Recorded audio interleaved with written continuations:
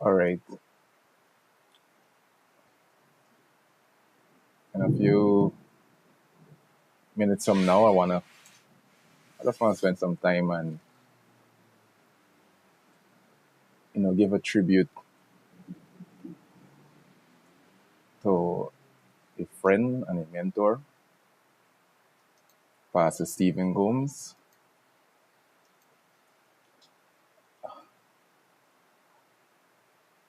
There's so much that I know we can say about him.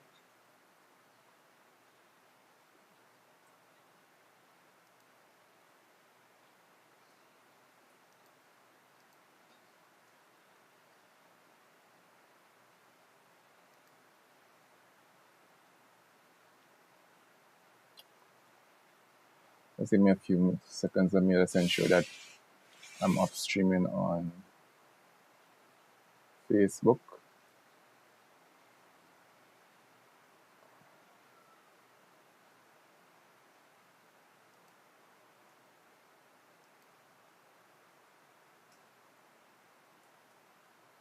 Uh,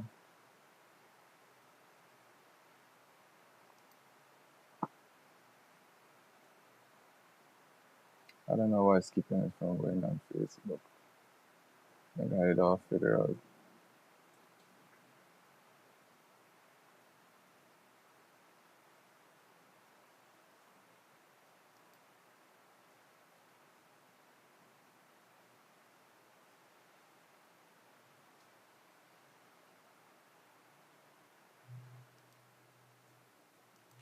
Okay.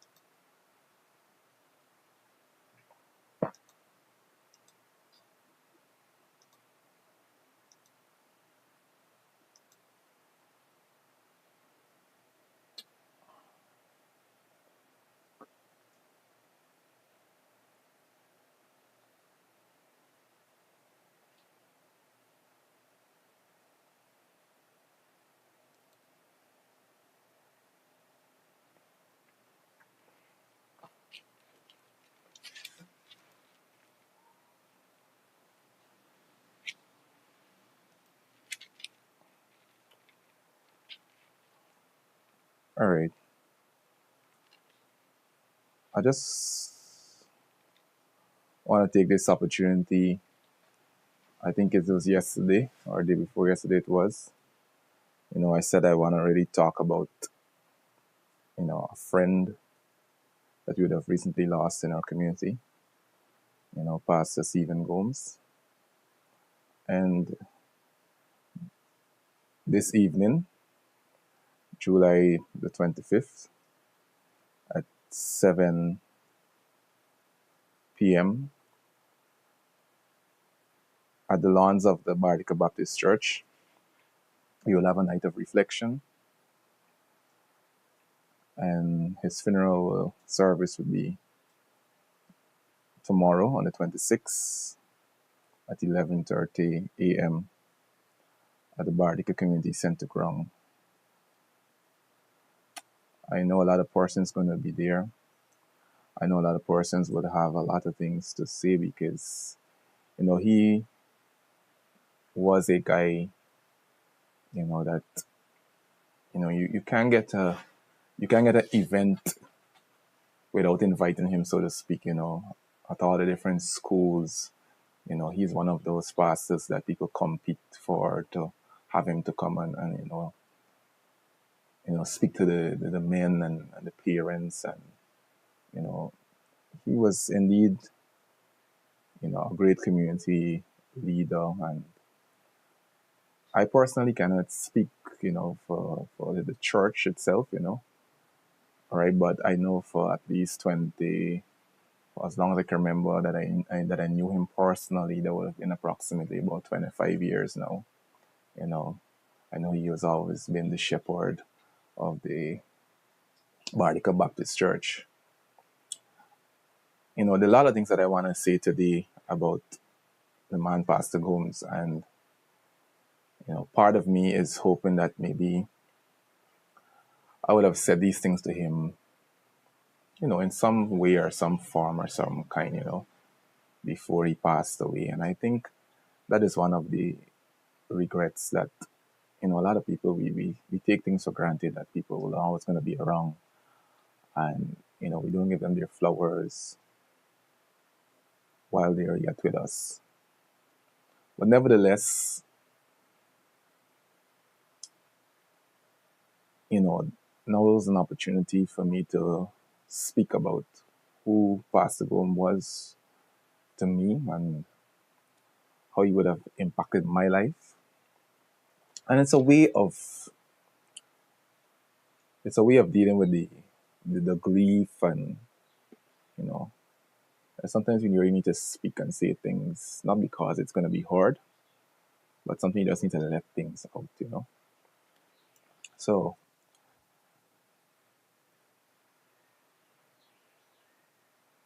I want to say that I think it was last year that I heard that Pastor Gomes, had to seek some medical attention. And, one of the ways that I come into contact a lot with Pastor Gomes is through the Volleyball Association, because he has been the president of that association since its inception. I came around volleyball back in 2003. After I finished school, I started playing volleyball out at the center. And I met him there as the president of the association. And then I was elected to serve as the secretary, or sometimes, vice chair or something of the sort, or vice president, and, those kind of positions. But he was always the head of the association. And so, we had a period in volleyball whereby, we used to do a lot of, traveling, whereby we leave Bartica to Georgetown, and we going to compete in even Barbies and stuff. So, he was, we used to come into a lot of contact because we need to always plan and see how we could get finances and resources to fund those trips and stuff. So I'm saying it like, it's through that organization I was able to get, into close, steady contact with Pastor Gomes. But I guess, outside of that, I know that he knew of my family. After all, I was also a co-worker with his wife, who was a then head teacher of Bardica Secondary / 3 Miles. All right. And so, I guess he used to see me and see how I operate and so on. Right. Which is quite vital to how he would have helped to shape who I am today. Now, for those who know me, that, I'm this, somewhat tech savvy kind of person. I do computer repairs and phone repairs, and, right. I basically did what name.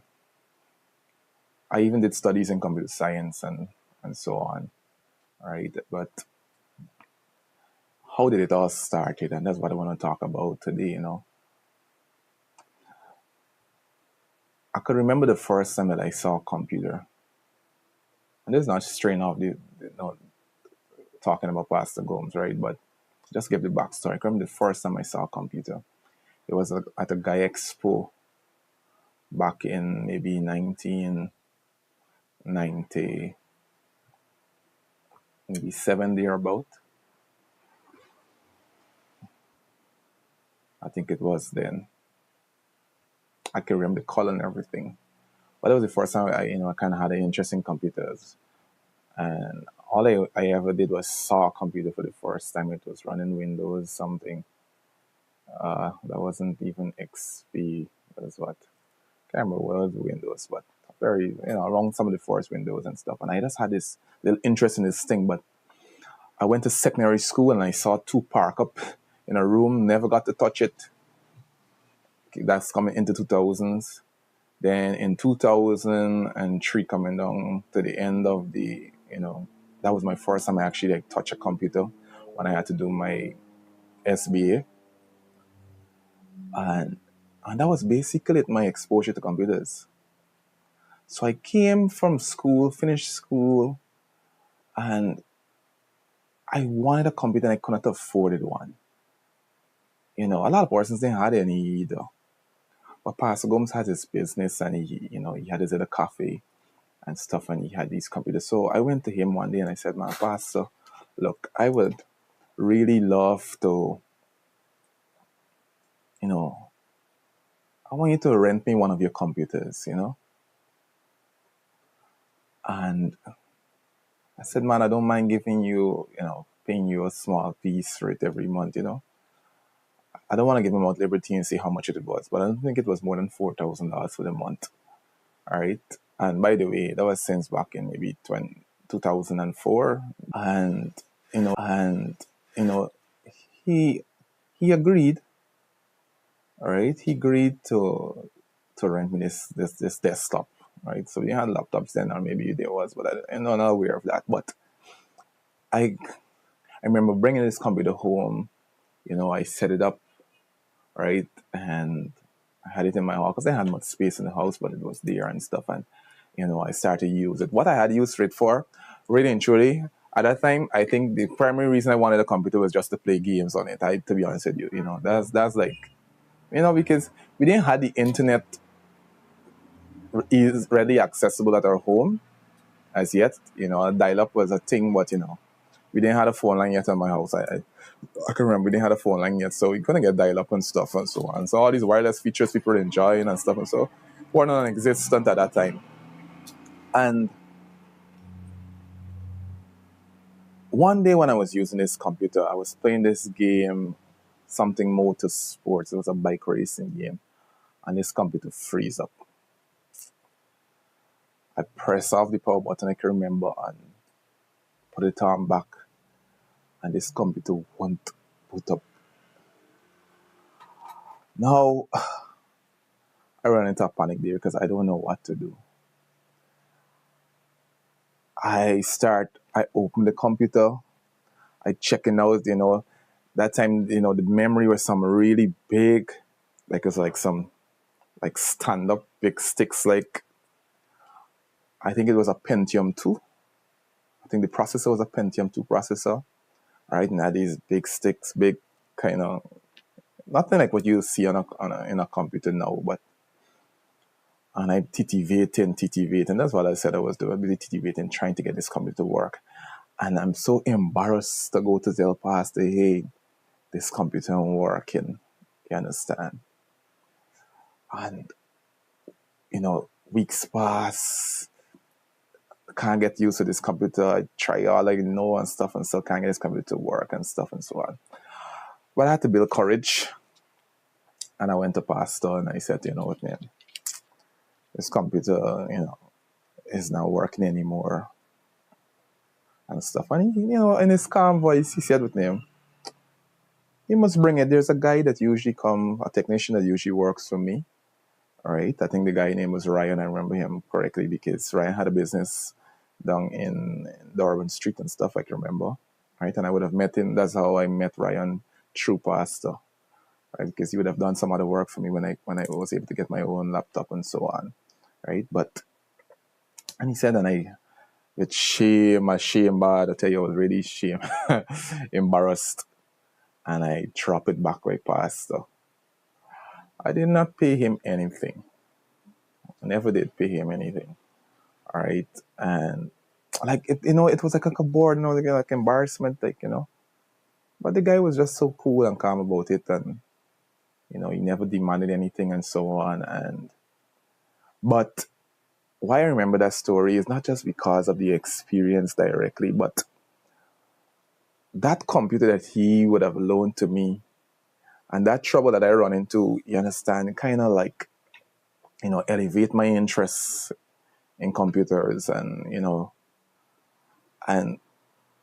I'm basically saying, what I am today along the line of being a technician or somebody that's tech savvy and stuff, you know, unknowing to him, he would have given me that opportunity, right? He would have given me that opportunity. And the sad thing about it is that, now that he is past, is now that I'm looking back and recognizing that,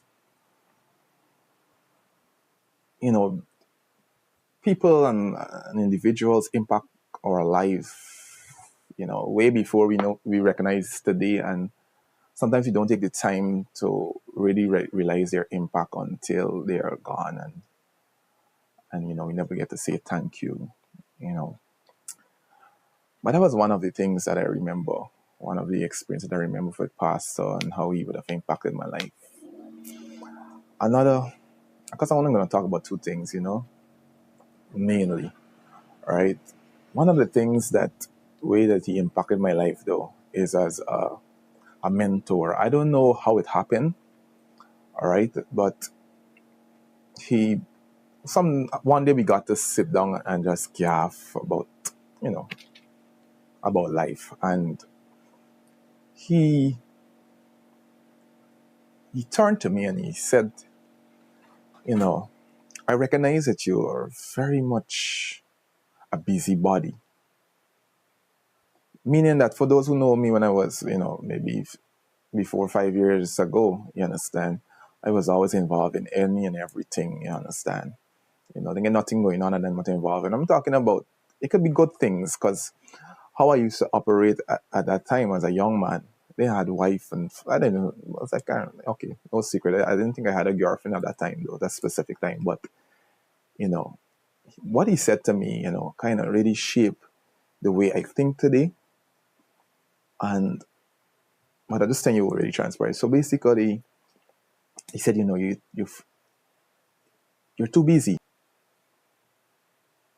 And like he soul searched me, like you understand, to try to understand what's the reason for my busyness and so on, right? And he basically, said to me that if I don't, slow down and, manage my time properly, I'm going to find a lot of problems in future relationships. And it was coming out of that conversation that I really understood why I was acting so busy, because I think part of it is that, I didn't really want to be in the house much for whatever reasons. And I think I know those reasons, but, I'm going to say it right now, right? But I used to be involved in sports. So I used to go out and play from 5:30, 5 o'clock in the morning, up to about 7, run back home, get ready for school, reach to work, the time. Everybody know the time was usually reach as soon as school over. Maybe I go to some lessons or classes that I have, you understand? Then from then I go on and play again from 5 o'clock till night come. All right. And if there's any other thing that is going on, I go maybe, music practice somewhere, right? Or I'm involved with football, refereeing. It was just like a cycle, and then there's church and Sabbaths, and I always like this all the time. It was like that all the time. Always anything, that I could be involved with, just be involved with. And when he sat me down there and had that conversation with me, I really, really started to do some introspection, and it didn't I didn't change right away. It took a while. And, you know, I was far from being married. That's like when he spoke to me, that was about maybe 7 years removed from finding my life partner and getting a family and so on. And if you ask people, people might think I'm still a little busy, but for those who are my friends, they would have recognized that somehow over the years I've been quite a little bit withdrawn, since COVID, to be honest with you guys. And that is my little period of regret there. The past 5 years, since COVID, I have not been out and socializing much in the volleyball space. And, I pass pastor constantly on the road, heading to work and he's coming from the farm. We just greet each other, with a nice smile and so on. And that's how, we kind of live over the past 5 years, and never having any time to really sit down and have close interactions and so on. But wish I could have said it to him, but I want to thank, him for, taking that time off those years ago, for being a mentor, to having, so, to having that interest in,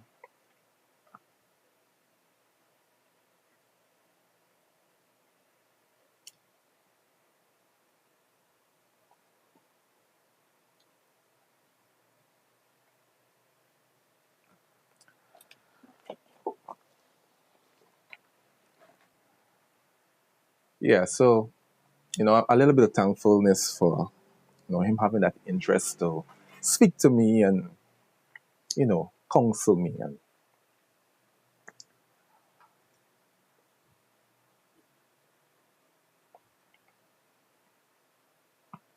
I think I would have said previously, he's a very, humble guy.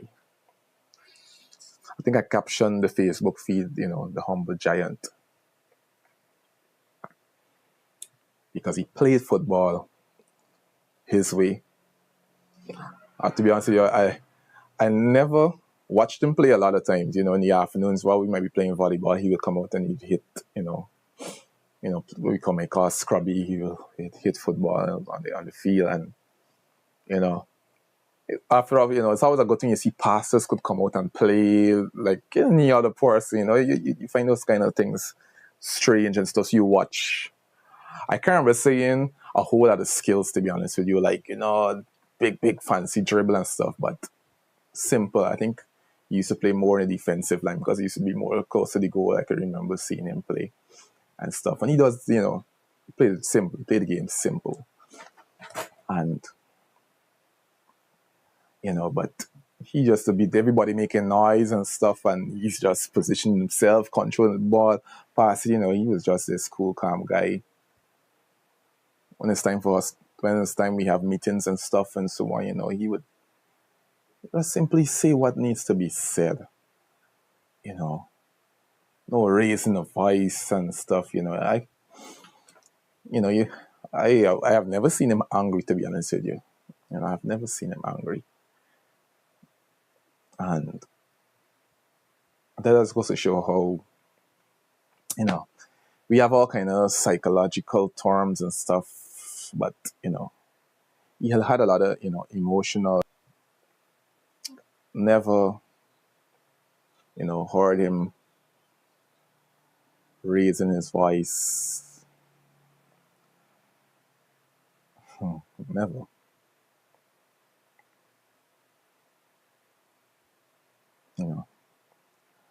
And those are some traits that I find admirable, and those are some traits that I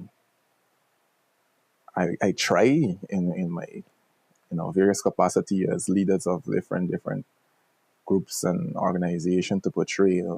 Just have this calm, cool way about me, and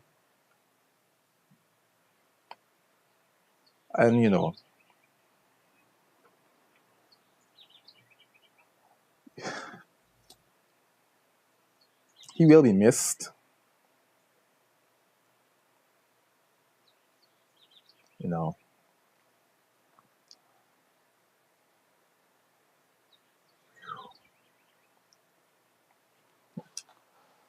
these 5 years have been tough, people.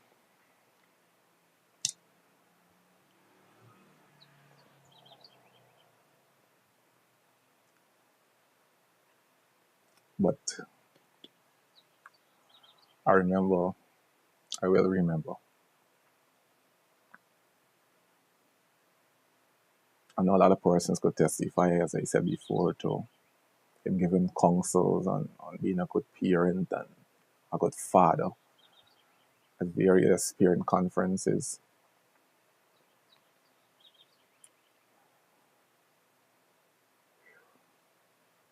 But as I said, I want to talk about basically, it's about his impact on my life. And, you might recognize I had to hold in some of the emotions just now. But the thing is that I'm thankful that he took the time. That's what I wanted to say. And every time I go to see it, you know, I just want to say I'm thankful to his family, to his church, to his friends.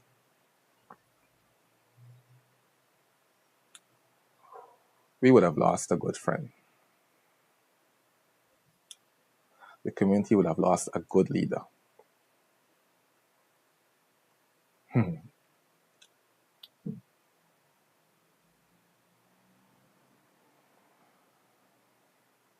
know, I had a song in mind that I really wanted to sing.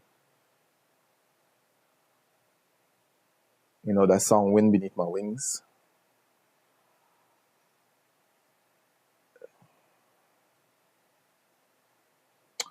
But I don't think I could, like basically hold it together if I do try or attempt to sing it. But the words of the song, how I wish that maybe, I could basically like, could have said it to him, like.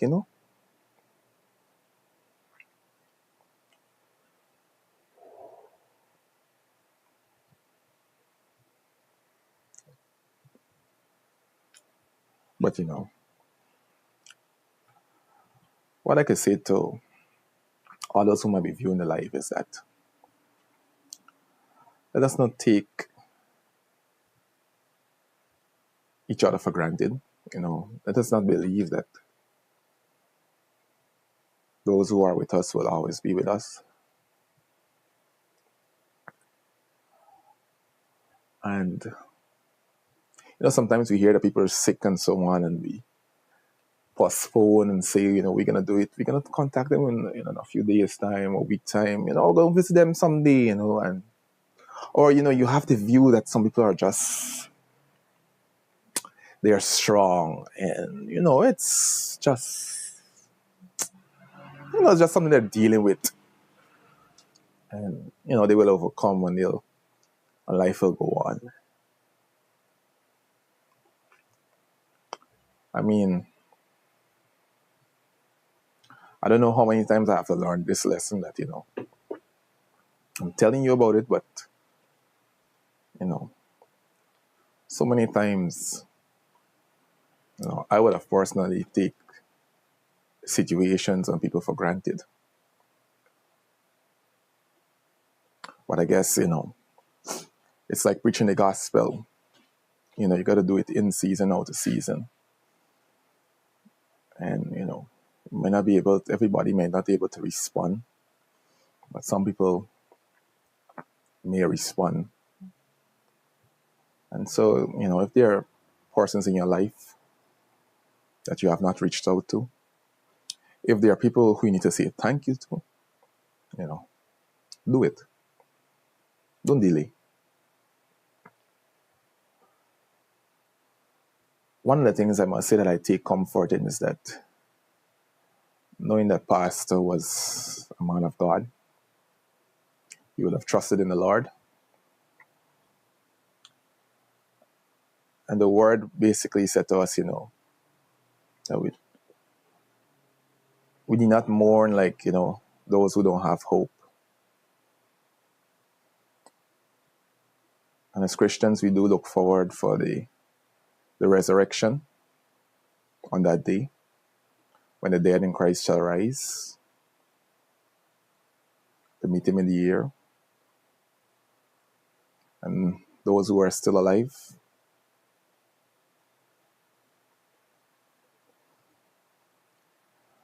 and that is a hope that I have, that as I seek to stay faithful to God, as I encourage you guys to stay faithful to God, that someday soon, when Christ shall return, be able to see our loved ones. So believe in the Lord Jesus, and you shall be saved. And while, death is painful, while it really, really, really hurts today, I believe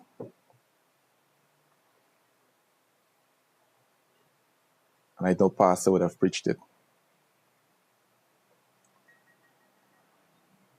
but all this will soon pass away. But while we wait on that, we have to occupy until he comes.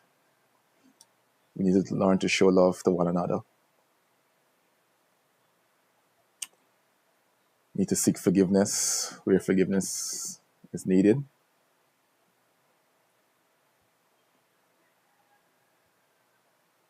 And leave a legacy. Leave a legacy.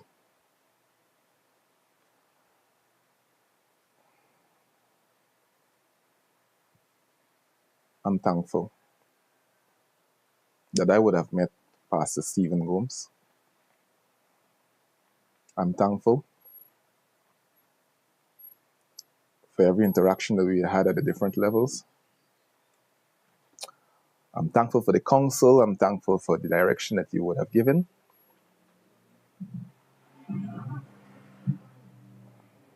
And to his family, you're not alone. You're not alone. We share in your pain.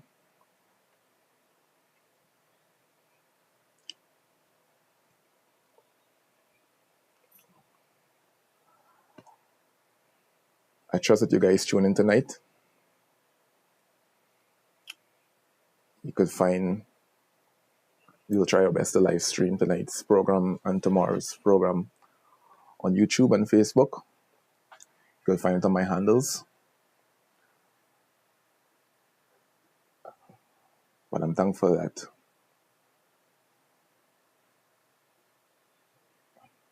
I would have had the opportunity to meet the man. May God bless you all.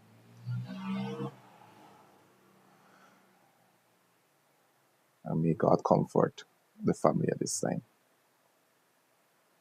Before I forget, I know Mom will not be here. But I know,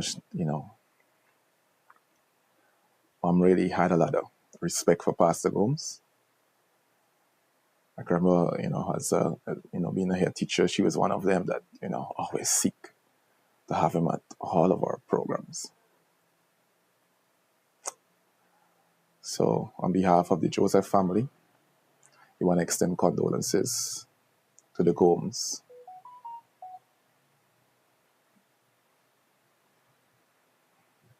May God grant you peace at this time.